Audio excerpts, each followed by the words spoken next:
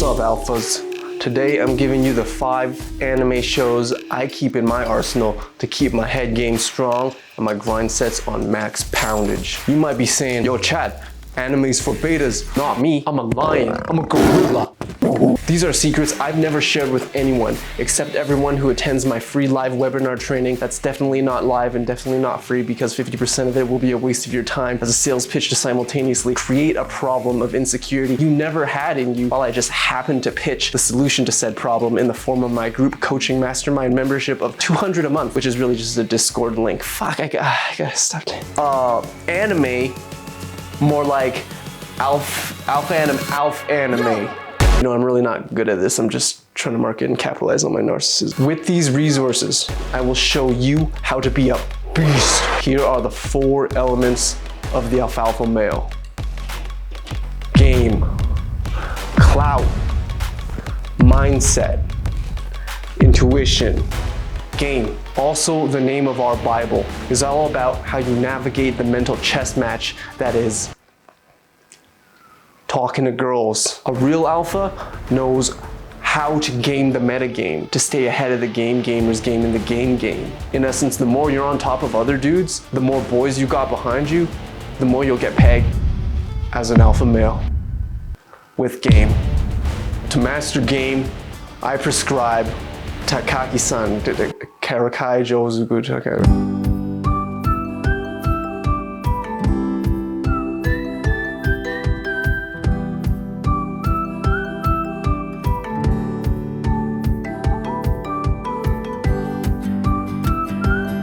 Takagisan is about these 2 kids in junior high. The girl, Takagi, knows her friend Nishikata so well that she can basically read his mind sometimes. The guy is equally as competitive and tries the same for her and almost always loses. Takagi-san is alpha as fuck.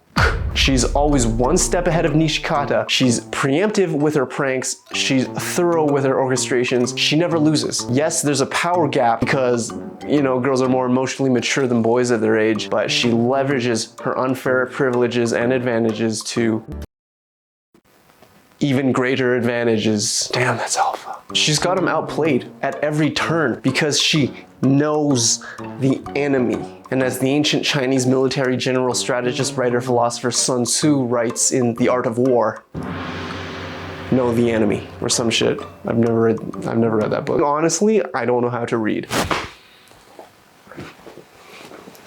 The entire shtick of this show are these childish challenges and prank wars, and it never gets old. I think all of us can relate to Nishikata at some point in our lives. As a beta, there's a wholesome cringiness to him that feels honest and real. The show's great at putting these 2 through so many relatable and relevant situations, and even though Takagi owns Nishikata at every single time, she does so in a way that's both nurturing and challenging her friend to grow and be confident and to express himself honestly. Alright. This is why Takagi is a master of game. Oh, it's shonen. It's shonen, it's all good. It's shonen, it's okay. Shonen Jump, it's all good. It is Shonen Jump. That's alpha as fuck. Simply put, Takagi's got game, clout.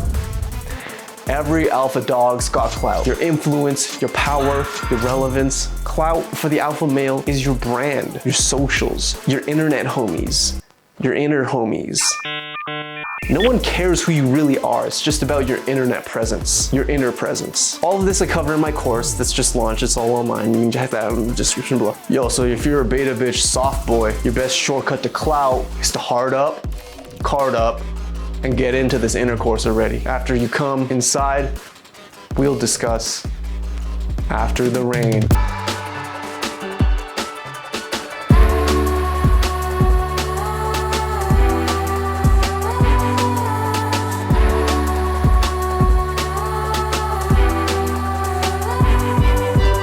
I checked this show blind just cause it had a cool thumbnail. You see what happened there? Case study. I just experienced the power of clout firsthand. And then it turns out it's kind of about like an injured high school track girl who's in love with her 45-year-old divorced manager who's a single dad? But wait, my man's over here pulling high school track girls? That was a test and that's not okay. And it's really not where the show goes. So it really feels like a breath of fresh air after the rain. Given the circumstances, this guy's got clout. We have to be fair. But why? At his job, he's competent at best. He's divorced, has a kid. You know, both are fine, but just maybe not in Japan. He also gave up on his writing. But that girl likes this nice guy for his agreeableness, kindness, and generosity, which have been studied to be at the strongest indicators of long and happy relationships. His staff respect and accept him despite his flaws because he's a kind-hearted leader. This guy's going beast mode. You know what that means? Because he can appreciate and relate to the struggles of someone different from where he is in life while also challenging them to reflect on their own ambitions while being inspired to do the same for himself? That's the most alpha play at rejection I've ever heard of. That's, oh my God, that's clout. This man doesn't manage her. This alpha male is a manager. Mindset. If you want to be a lion, a tiger, you got to develop that lion tiger brain. The alpha mindset is all about thinking.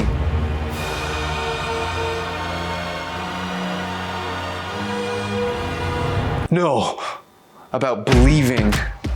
No, knowing that you're better than everyone else. You gotta get your head out of your ass, boys, dead ass. You gotta get your head out of each other's asses too. Tempting as it is to stuff our faces in another guy's business, you gotta release yourself from that clench, bro.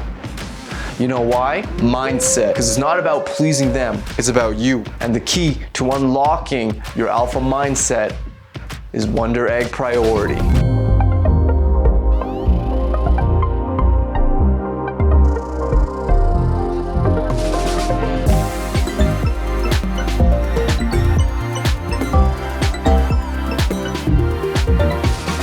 Nothing validates your place among the alphas like sophisticated appreciation for Chris Nolan films. Yo, the Nolan heads know that mindset is all about paying our boy Chris for that good head feel of pretending to understand his movies on first watch. There's a good amount of Nolanistic themes and techniques in Wonder Egg. From its initially vague and cerebral premise to its non-linear storytelling and its exposition-free dialogue, you're being thrown right into the action in a world with rules and systems that is up to you to figure out.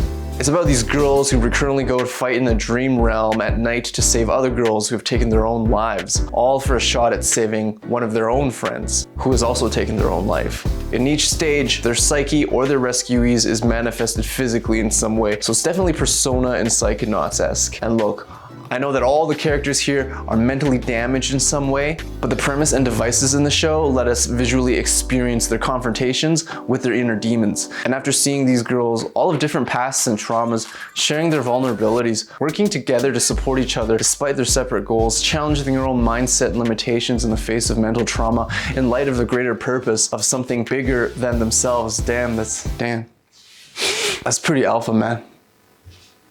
That's pretty fucking alpha. Oh, goddamn my allergies. Intuition. When you're an alpha wolf in the jungle, you can't rely on what you know.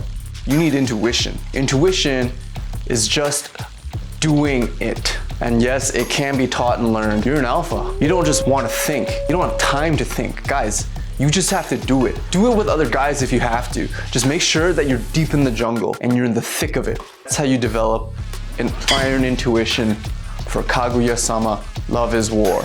A textbook with case studies is what I prescribe to my Alpha Wolf Pack Lion Pride Gorilla Troop fam.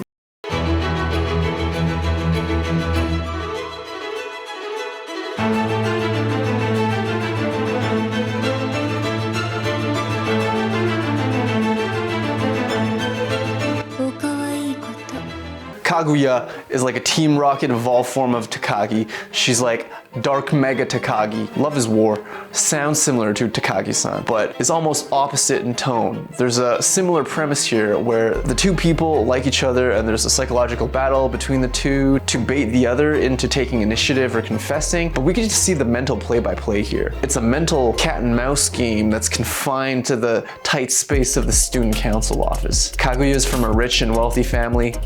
That's clout. The president is, well, the student council president.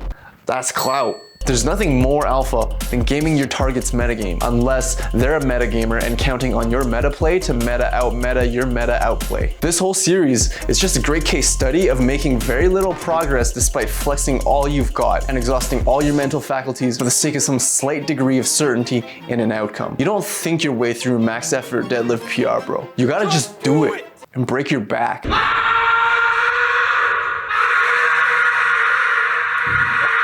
This is a great example of underutilizing intuition while overutilizing analysis. Love is War is a thoroughly enjoyable back and forth alpha mindset metagame between these two clout god level alphas on beast mode. And even though so little happens, because neither are willing to drop their alpha dog ego for the sake of another person, these guys are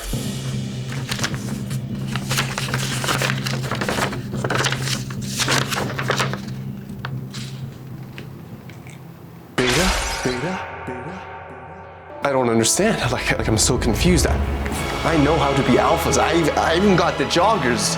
I know how to be alpha. I know what alpha is. I'm an anime alpha.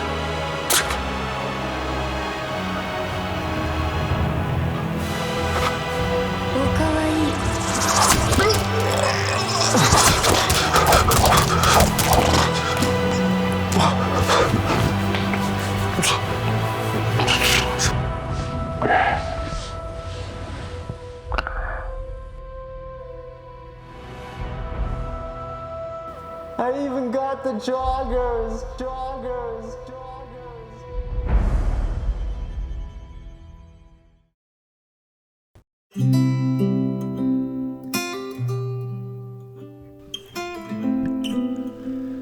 And as I stood there that day, feeding the ducks, contemplating the lessons I'd learned from anime on being an alpha male, on game, clout, brand, I suddenly realized not just how much I know, but just how much more I didn't know. And that all the no's of my life knew no no's, only because I gave them no no's. And with that knowledge, for the first time in a long time, I felt like the weight that I had carried for so long, this existential baggage, I was finally ready to drop and let go.